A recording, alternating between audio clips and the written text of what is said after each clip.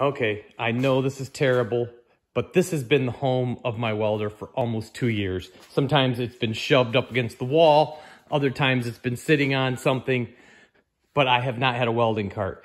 When I built the new shop, I decided, oh, I'm gonna get a brand new welding cart because I had built a homemade one. And I didn't really much like the one I built, so I cut it apart, used the casters on another project.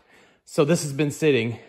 And granted, I have not been using it much, but it's just finally come to the point where it's ridiculous. I used it a couple times recently, had to drag it around, drag the tank around separately. The tank isn't even hooked to anything. This is terrible. So I went ahead and bought this from Amazon. So the welding cart came in today. You can see the box, FedEx delivered it. The box has definitely got a little bit of damage on it. Looks like it's been taped up once before. So hopefully that doesn't mean somebody already tried to put this together and sent it back. But we'll put it together, see how it looks. Box, as I mentioned, was in kind of rough shape.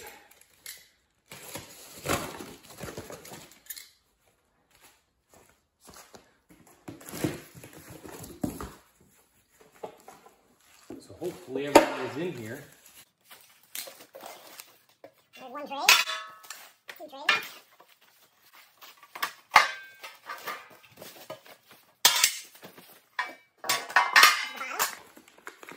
All right, here's our instructions. We'll get rid of those. We probably don't need them.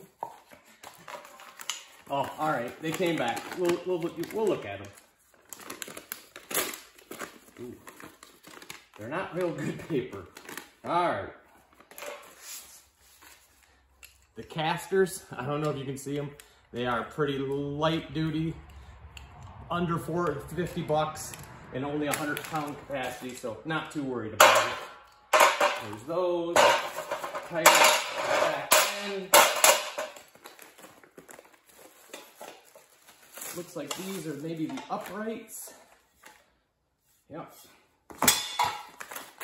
And our hardware, so. Not too much to it. Let's put it together.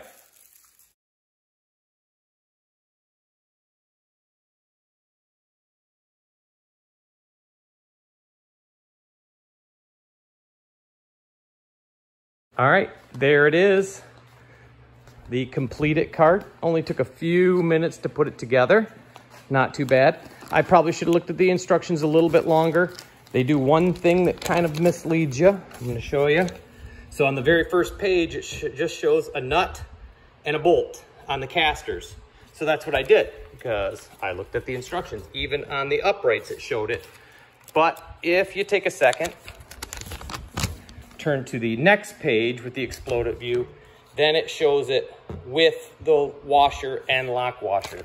So I did have a little bit more hardware than I thought. So I will have to flip it over and do that. But I'm not gonna, because I'm not going to take it back apart.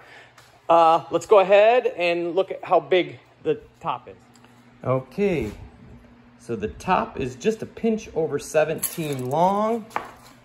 And if you take out for where the nuts are, it's about 10.5 wide. So let's go ahead and put the welder on it. There it is. You can see everything fits. This is just a 110 welder. Remember that too. So it's a little bit smaller.